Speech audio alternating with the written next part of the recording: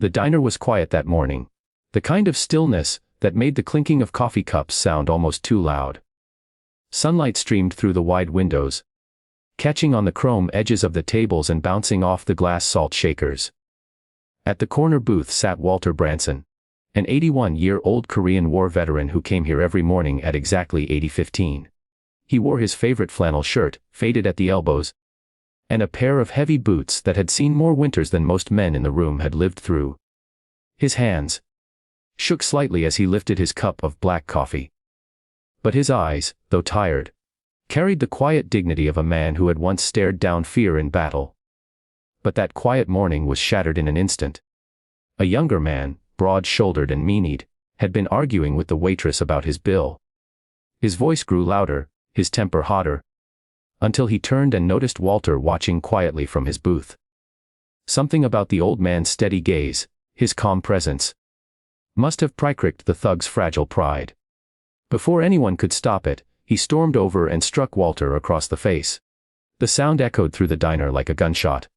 Cups rattled. People froze.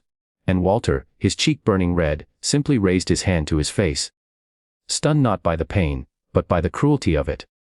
If you believe in kindness, in respect for those who came before us, and in the power of second chances, please take a moment to like this video, share it with friends, and subscribe to Kindness Corner. Your support helps spread these powerful stories of humanity. The diner fell into a heavy silence. The waitress, trembling, begged the men to leave while the other customers looked down at their plates, too afraid to intervene. Walter didn't retaliate. He simply sat there, his weathered hand covering the fresh bruise, his eyes staring into the coffee he could no longer taste. He wasn't afraid for himself. He had endured far worse. But his heart ached at the state of the world, at how quickly respect seemed to vanish in the face of arrogance. Minutes turned into an hour.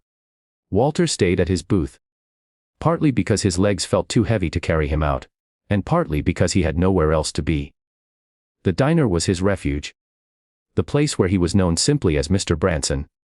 The polite old man who always tipped generously, even when his pension was thin. Now even that sanctuary had been tainted by violence. But then the bell above the diner's door jingled, and in walked a group of men whose very presence shifted the atmosphere. Leather vests stitched with bold insignias, tattoos winding down muscled arms, boots that hit the floor with certainty. They were members of the Hells Angels. At their center walked them taller than the rest, his gray-streaked beard giving him an air of authority. His eyes scanned the room until they landed on Walter. And in that moment, a ripple of recognition passed through the old man's tired expression. The leader of the group was Thomas Branson, Walter's son.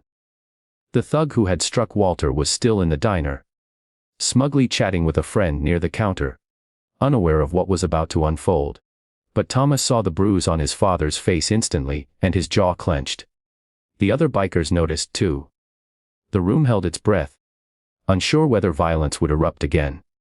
But Thomas didn't charge forward. He walked slowly, deliberately, to his father's booth, sat down across from him, and placed a calloused hand over Walter's trembling one. The two men sat in silence for a long moment, the bond between them unspoken, but unmistakable.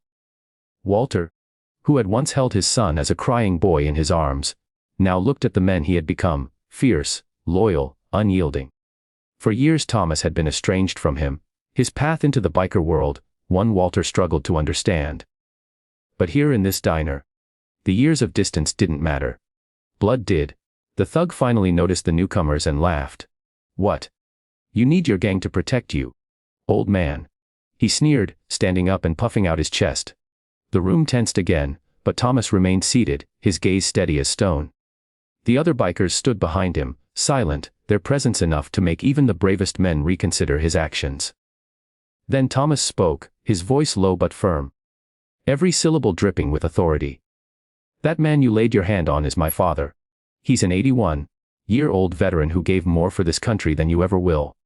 And you thought it was tough to slap him." The thug's grin faltered. Suddenly, the weight of the room pressed down on him. The stares of the customers, the silence of the bikers, the quiet strength of the old men he had struck. Thomas didn't raise his fist. He didn't need to.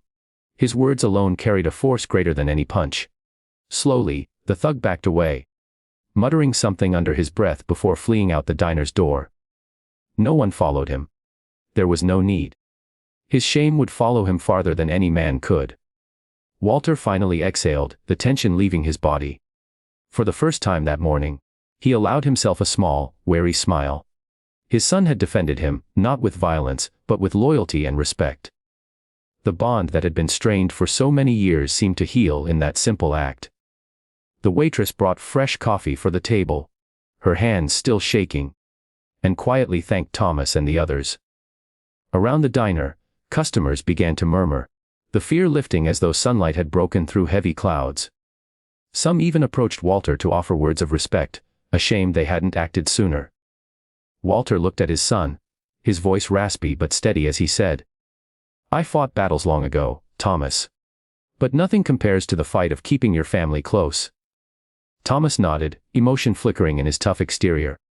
For all the years they had drifted apart, this moment had reminded them both of what truly mattered. From that day forward, the diner became more than a place for breakfast. It became a symbol of reconciliation. Walter and Thomas would meet there often, sometimes joined by Thomas's biker brothers, who treated the veteran with a reverence he had never asked for, but deeply appreciated. And every time Walter entered, people remembered that morning when a thug's cruelty was silenced not by fists, but by the quiet power of family and respect. If this story touched your heart, please show your support by liking this video, subscribing to Kindness Corner, and sharing it with others. These stories remind us that no matter how broken the world feels, acts of love and loyalty can mend what's been lost. And before we end, I'd love for you to comment below. Do you believe kindness has the power to heal broken families? Your words might inspire someone who needs hope today. Walter Branson lived out his days with a renewed sense of peace.